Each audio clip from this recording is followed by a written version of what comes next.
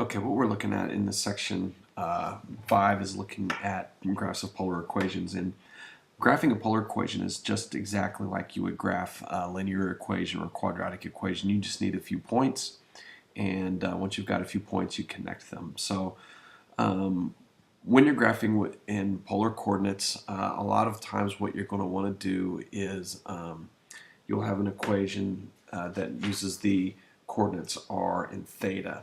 And so a lot of times, usually, not every single time, most of the time what you'll do is you will pick theta. And once you pick a theta, you will find r. So your polar equations are going to say something like r equals 3 cosine theta, or something along those lines, okay? That's just a real generic one. But some things that we can do is we can test for symmetry about the x-axis. So, for example, if I want to check for x-axis symmetry, what I would do is I would take the r and theta and replace them with r and negative theta, or negative r and pi minus theta. In other words, again, let's look up here at 3 cosine theta. What I would do is I would just take, instead of saying cosine of 3 cosine of, say, pi, I would look at 3 cosine negative pi. And so the question is, do I get the same thing or not? And if I do, I've got symmetry. If I don't, I do not have symmetry. Okay? And so we can see on this case, in both cases, my answer would be negative 3. So it looks like what's quite possible, I would have x-axis symmetry. You can do the same thing with y-axis symmetry. You just take your r and theta and you replace them with negative r and negative theta.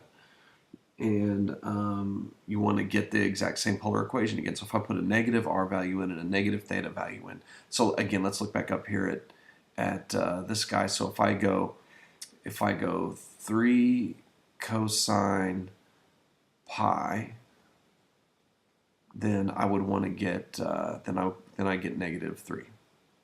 And so if I replace r and theta with negative r and negative theta, then that would be 3 times cosine of negative pi. That would need to be positive 3. Okay, so in this case that doesn't happen. So guess what? We don't have a y-axis symmetry. And then if we rotate around the origin, we're just getting a negative r value. And so again, you take the exact same steps, and you're just looking at, let's make that green. So I'm looking at 3 cosine pi, which is negative 3. And then I'm looking at 3 cosine pi. Does that also give me positive 3? And the answer in this case is no, it doesn't. So I don't have symmetry with the origin. Okay, and there's all kinds of different equations, and some have symmetry at the origin, some don't. Some have x and y-axis symmetry. Some only have x, some only have y. So there's all kinds of things that you can get from these. And use your graphing calculator to help a lot. And when you're using your graphing calculator to graph a polar coordinate, you want to make sure that you are in your mode. You want to make sure that you are in polar mode. And then you can graph any polar equation you want, and this is going to be on the 83s and 84s. If you're on an Inspire, then what you want to do is from your graph slide, you want to choose your menu, and then you want to choose a graph, and then you want to choose polar. I think it's graph type. And then choose polar, and then you're good to go. Plor, that's not going to be correct. So you want to choose polar, and then you'll be good to go. And this is what you're going to do on the Inspire. So you can use your calculator to help yourself with this, and you'll need to. And it sure will make life a lot nicer. Okay, so let's scroll down here, and it says use a symmetry test to show that the graph is symmetric about the y-axis. So here's the graph of 4 sine 3 theta. And let's just do it real quick. So I've got r equals 4 sine 3 theta. And what I'm going to do is I'm going to replace my theta with the opposite. Okay, so I'm rotating around the y-axis, so I'm going to replace it with the opposite theta and the opposite r. So is this true? Does negative r equal 4 times the sine of 3 times negative theta? That's the question. Okay, and so when I work this out, remember that this is negative r equals 4 sine negative 3 theta. And one of the rules that we learned a long time ago with trig was that if I had a negative inside of a sine, then I had negatives of the sine. So that would be negative 4 sine 3 theta. And so the question is this the exact opposite of where we started? Does this negative value here, the negative value in front, which is this guy right here, notice there's a negative right here. It's the exact opposite of where I started. So would this be a true statement? And the answer to that would be yeah. Okay, and so if I divide both sides by a -1, don't I get right back to where I started?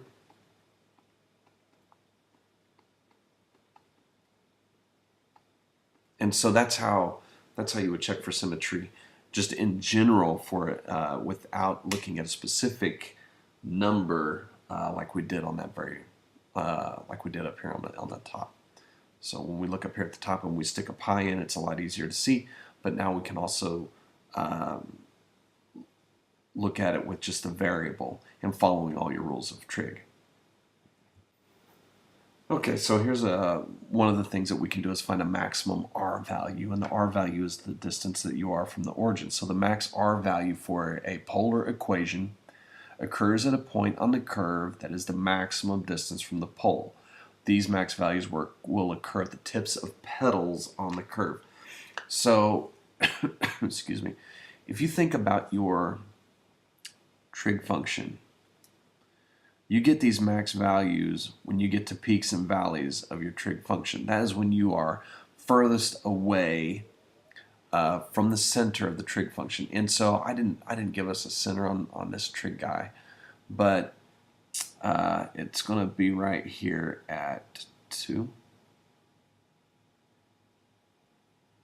So that's a really big line. Let me make that just a little bit smaller.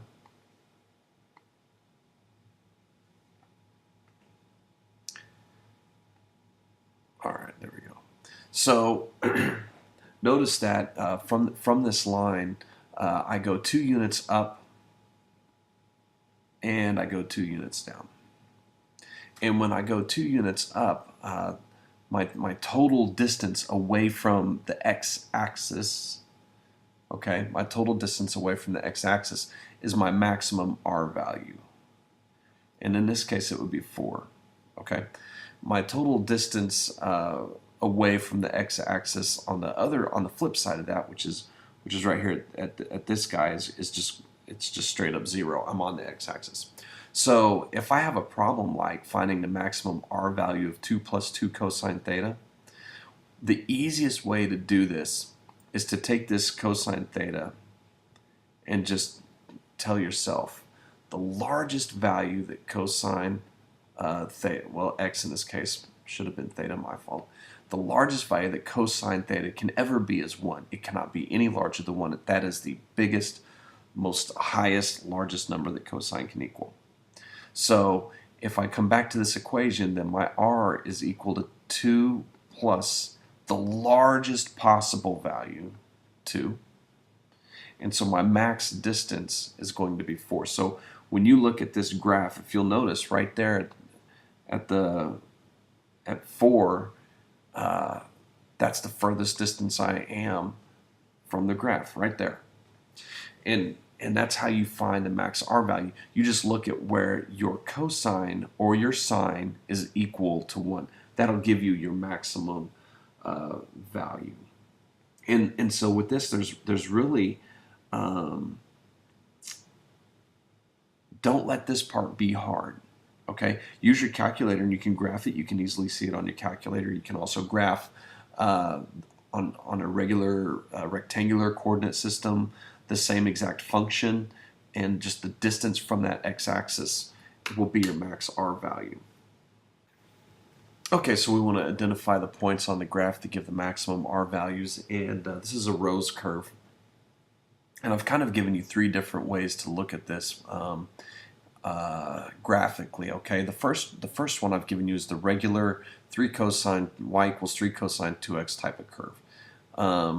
And this is old school. This is how we've done it this year, and this is what the curve looks like. Whoops, not 2 theta, 2x. And if you look at the max value from the x-axis, okay, when we look at this, we're just looking for amplitude. Okay, amplitude, which in this case is 3. And notice the amplitude also goes down this way, but amplitude is a distance, so it's always positive. It's an absolute value. And so the amplitude on this guy is 3. And we would make a very strong educated guess then that the max R value is going to be 3. And so if you think about the distance from the x-axis and always staying positive, that's how we ended up on this graph over here.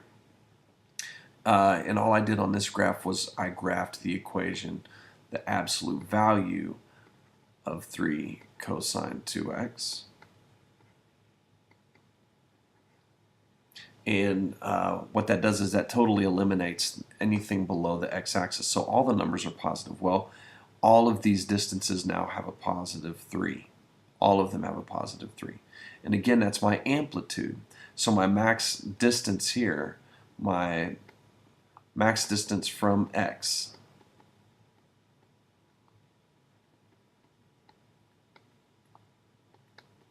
is 3. Well, now that takes me to my Rose curve, and it also takes me to looking at the largest value that a cosine of 2 theta can be. And if you think about that, no matter what I put in for cosine 2 theta, I can pick any angle I want, any angle.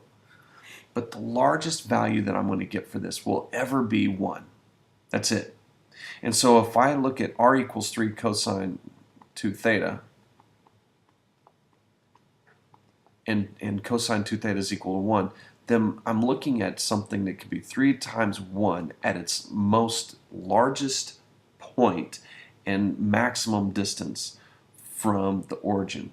Well, that's this distance right here, and this distance happens to be 3, which is the amplitude for both of the trig questions that we just worked on.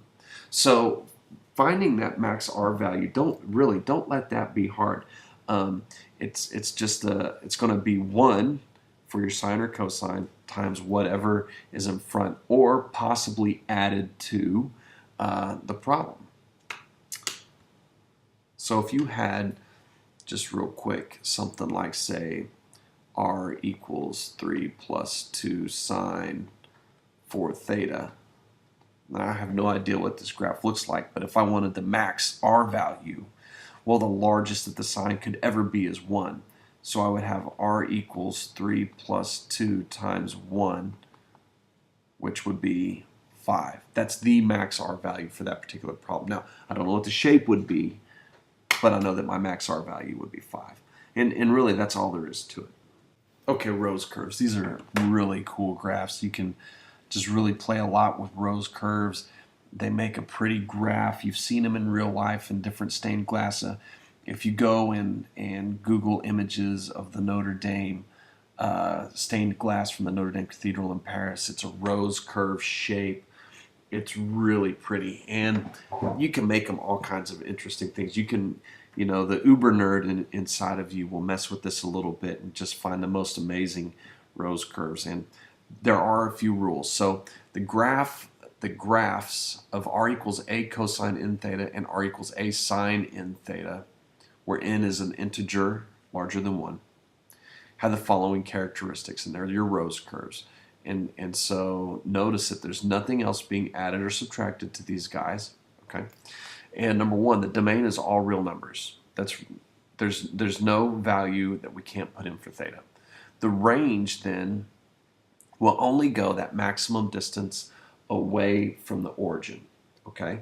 So whatever the length is from the origin to the tip of a petal is all that my range would be. So that's why the range goes from the negative absolute value of A to the absolute value of A, okay?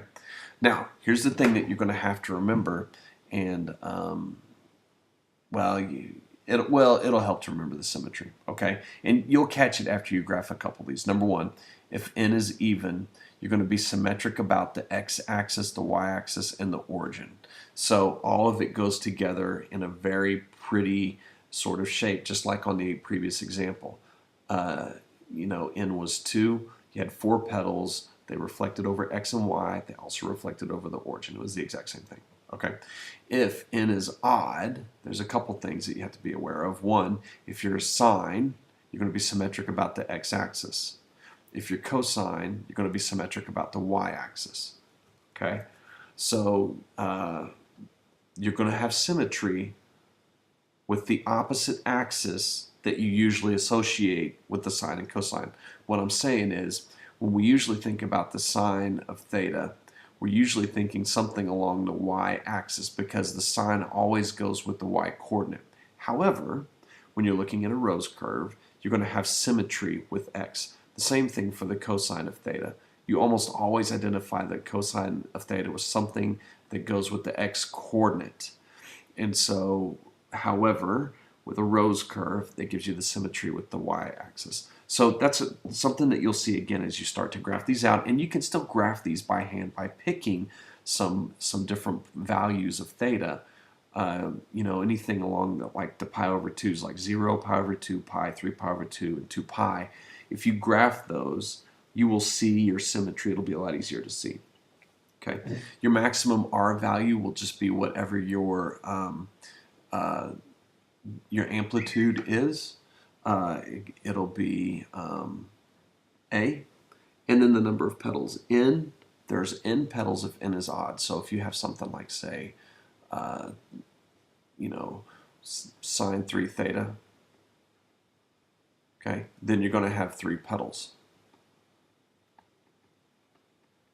If, on the other hand, you have something like sine 2 theta, then you're going to have 4 petals.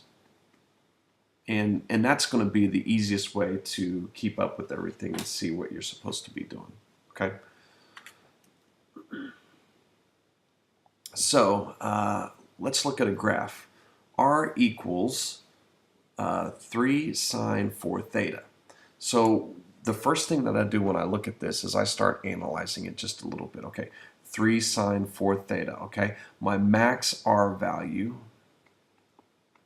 is equal to 3, the absolute value of 3. All right.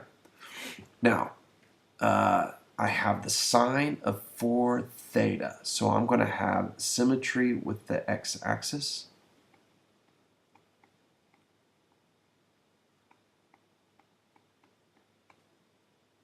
And the 4 on the inside tells me that it's even, so I'm going to have 8 petals.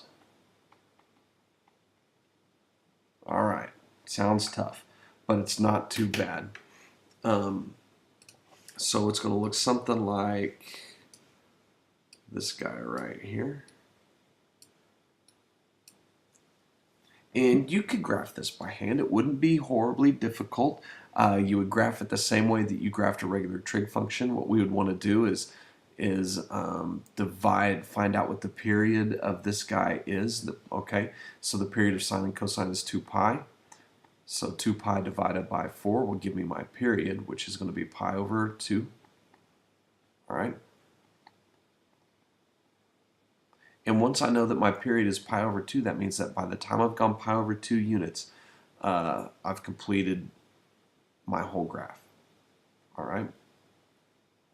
And so we just would break this pi over 2 up into 4 different pieces, okay, so that we could graph just one slice. And when you graph those 4 different pieces, you will get one petal. Because think about, you know, if we have, when we get all our petals listed in, we're going to get 2 petals between 0 and pi over 2. We're going to get 2 petals between pi over 2 and pi, 2 petals between pi over 2 and 3 pi over 2, or between pi and 3 pi over 2, and then 2 petals between 3 pi over 2 and 2 pi. So you could potentially do this by hand, but if you recognize this part right here, this 4 sine theta, then we know that we've got to get 8 petals and 360 degrees. And so the easiest way to do that is just to do your 360 divided by 8, and it will tell you how often you're going to get your petals. So 360 divided by 8, what exactly would that be? Let me see. Get my calculator out.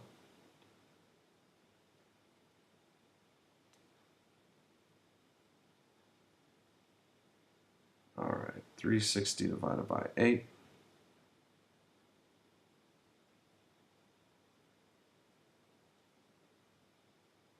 So it's going to be every 45 degrees.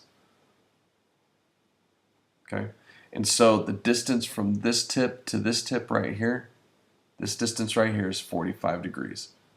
Okay, and so we've got to get those in 8 times. And the symmetry with the y-axis, or with the symmetry with the x-axis, is what's going to help us with graphing this guy. So he's really pretty, and they're just fun to mess with. Okay, notice that it is continuous. Notice that there are no asymptotes in there. Notice that it's got symmetry with x and y and the origin, and we know that because if you come back up here and look, if n is even and that 4 is even, then we've got symmetry with all those different things. Okay? Okay, Limacon curves. These are a little bit different than rose curves, and they're not quite as cool, although they do make some fun shapes in their own right. But the equation setup is just a little bit different, and you'll notice that the biggest difference between Limacons and rose curves are we are now going to add a number to the outside of the curve, and we're not going to multiply by anything on the inside. So if all we have on the inside is just that sine or cosine theta, and we add a number on the outside, we're going to have this Limacon shape. The range then is going to be whatever a minus b is, because that will be your smallest number, and whatever a plus b is, because that'll be your largest number. Okay, they're going to be continuous, and then now we get back to normal. I'm going to have symmetry with the x-axis if I'm using cosine, and again associate cosine with the x-axis. And I'm going to have symmetry with the y-axis if I've got sine, and again associate sine with the y-axis. So the only time it's flipped is with the rose curve, but once you start working on a rose, you see it. With the Limacon, just go with old school stuff. Your max R value is going to be whatever a plus b is. That's going to give you your most maximum R value. Remember, your sine and cosine, the max values they will be is 1. So it really is just a plus b, because b times 1 is going to be b. So if we analyze the Limacon curve here, if we analyze this Limacon, then what we would say is the range is going to go from 2 minus 3 all the way up to 2 plus 3. So that's pretty easy. The range is going to go from 1 to 5. All right. What about symmetry? Well, we've got a cosine guy. So since I've got cosine, I'm going to have symmetry with the x-axis.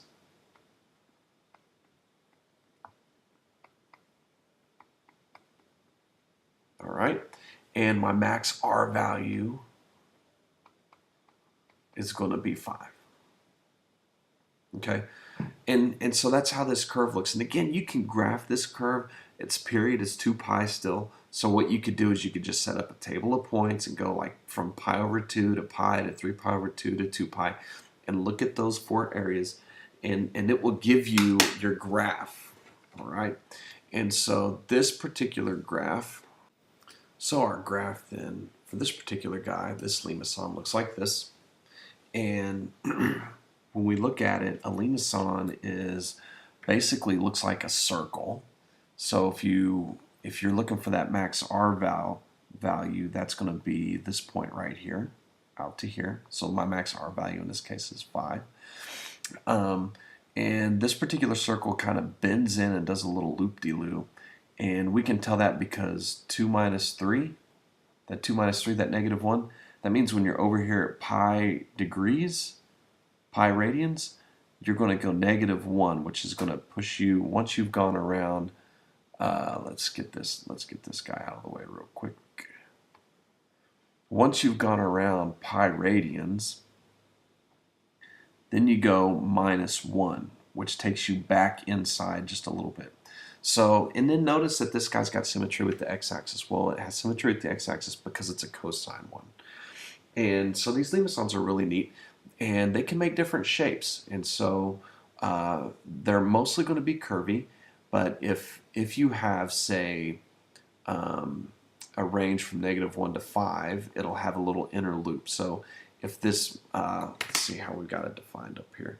If the A value, if A is bigger than B, all right, then you're going to have that center circle inside your limacon.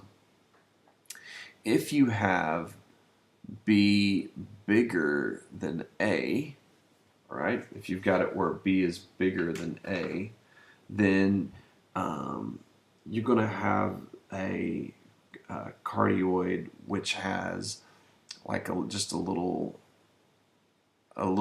bit of a bump in there. If you have where B is equal to A, okay, if you've got where B is equal to A, then you're going to have a cardioid that has a pronounced bump, and that bump for this particular guy would occur right at the pole. Okay? And so those are the different ways that these guys might look. And they're in your book in this section, but another way to think about it, you get a loop if A divided by B. You get a loop if A divided by B is less than 1. You get you get a bump right at the origin if A divided by B is equal to 1. You get the little bump if 1 is less than A divided by B is less than 2. You get a little bump. And then basically no bump at all if A divided by, if A divided by B, if A divided by B is greater than or equal to 2. And if it's A divided by B is greater than or equal to 2, basically you've got a flat side on your limacon. Okay. And so these are really interesting looking guys, and they're limacon curves, and your book also calls them cardioids. So that's a couple of different ways that these graphs will be referred to. So anyway, they're just kind of oid. This should have an O-I. There we go. So these are just kind of fun little graphs. Not as cool as a rose curve, but not bad. And you know, if you want to make sure and take some good notes here, because this info will help you see exactly which kind of shape that you need to have. Okay, and the last two curves that you can get, and they're just fun to mess with. It'll be hard to draw these by hand, so these are definitely calculator ones, but if you combine these two curves together, or put a couple of these curves down on one graph, you can just, the uber nerd in you will just totally come out. But the spiral of Archimedes on the left and the Lemniscate curve on the right, they're just fun. The Lemniscate curve on the Inspire is really hard to get to look very pretty. Because Inspire is it's such an exacting calculator. It looks a lot better on an 83 and 84. It's supposed to be the infinity symbol, okay?